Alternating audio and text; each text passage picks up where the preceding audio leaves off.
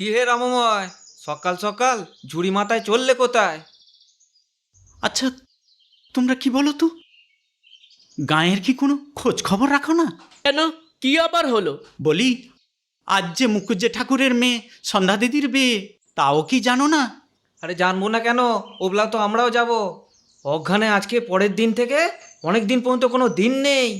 আজ গায়ে প্রায় 4-5খানা বিয়ে। আজ তো গোলক চাটুর্যেরও বিয়ে, জানো তো?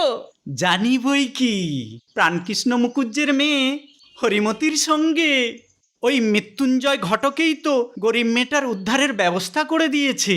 সে ভালোই করেছে, গরিবের মেয়েটার একটা গতি হলো কেনা। আজ দিন বটে ভায়া।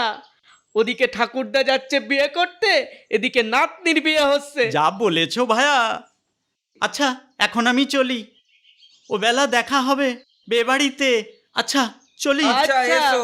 এসো।